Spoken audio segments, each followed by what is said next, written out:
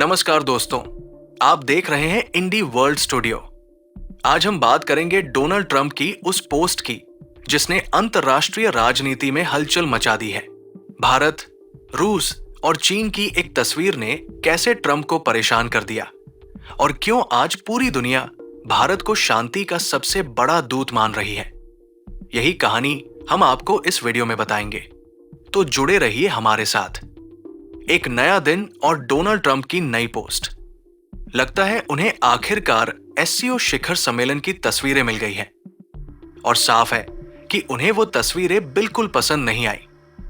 भारतीय प्रधानमंत्री नरेंद्र मोदी, चीन के राष्ट्रपति शी जिनपिंग और रूस के राष्ट्रपति व्लादिमीर पुतिन तीनों हंसते हुए एक साथ खड़े हुए एक ही फ्रेम में नजर आए और ट्रंप साहब लगता है खुद को रोक नहीं पाए। ट्रंप ने अपने ट्रुथ सोशल अकाउंट पर लिखा, लगता है हमने भारत और रूस को चीन के हाथों खो दिया। उम्मीद है कि इनका भविष्य साथ में लंबा और समृद्ध होगा। हाँ, ये सच में उनका ही बयान है। तस्वीर ने ट्रंप को इतना परेशान कर दिया कि उन्हें खुलकर ये लिखना पड़ा।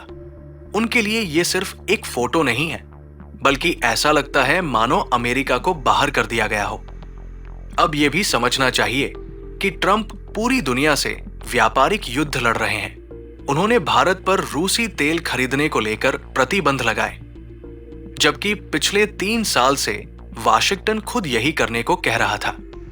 उनके सलाहकार हर दिन भारत को भाषण देते रहते हैं, कभी अच्छे पुलिस वाले बनकर, कभी बुरे। असल में भारत ट्रंप से दूर नहीं हुआ, बल्कि ट्रंप की नीतियों ने भारत को नए साझेदार ढूंढने पर मजबूर किया। विडंबना यह है कि जहां ट्रंप को लगता है भारत दूर जा रहा है, वही दुनिया भारत को यूक्रेन युद्ध में शांति दिलाने वाला संभावित मध्यस्थ मान रही है।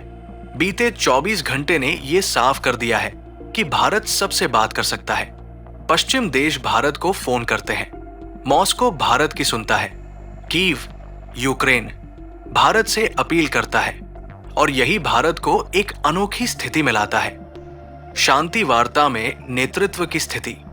कल ही प्रधानमंत्री मोदी ने यूरोपीय नेताओं से बात की। मुख्य मुद्दा था यूक्रेन युद्ध। यूरोपीय यूनियन की प्रमुख उर्सुला वॉन डेर लेन ने सोशल मीडिया पर लिखा, रूस को युद्ध खत्म करने और शांति का रास्ता बनाने में भारत की अहम भूमिका है, क्योंकि यूरोप जानता है कि वो सीधे पुतिन से बात नहीं कर सकता, लेकिन मोदी कर सकते हैं। इसी हफ्ते मोदी और पुतिन की मुलाकात एससीओ शिखर सम्मेलन में चीन में हुई। दोनों ने अकेले में लंबी बातचीत की। मोदी ने साफ कहा कि युद्ध को जल्द खत्म करना होगा और शांति जरूरी है। दोनों एक ही कार में करीब 1 घंटे तक साथ रहे और कई मुद्दों पर चर्चा की। पुतिन ने कहा कि उन्होंने मोदी को ट्रंप के साथ हुई अपनी अलास्का मीटिंग के बारे में भी विस्तार से बताया। भारत की बातचीत सिर्फ रूस से नहीं, बल्कि यूक्रेन से भी जारी है। विदेश मंत्री एस जयशंकर ने यूक्रेन के विदेश मंत्री से बात की। यूक्रेन ने साफ कहा कि भारत की प्रभावशाली आवाज उनके लिए बेहद जरूरी है।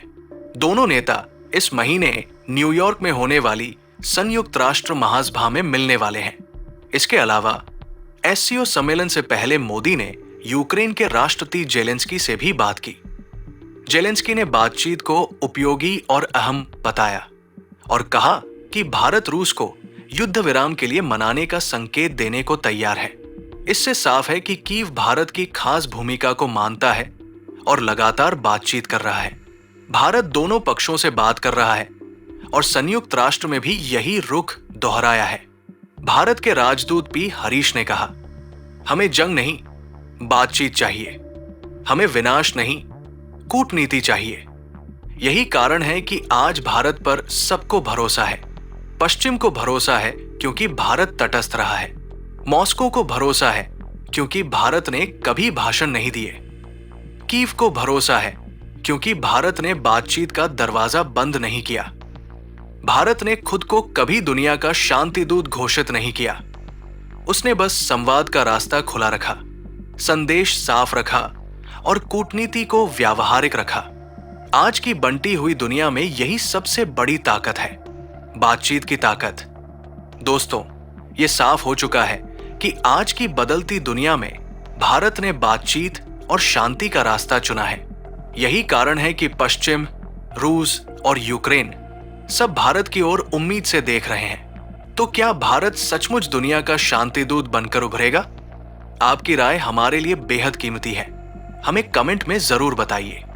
अगर आपको यह वीडियो पसंद आया हो तो इंडी वर्ल्ड स्टूडियो को लाइक, शेयर और सब्सक्राइब करना न भूलें।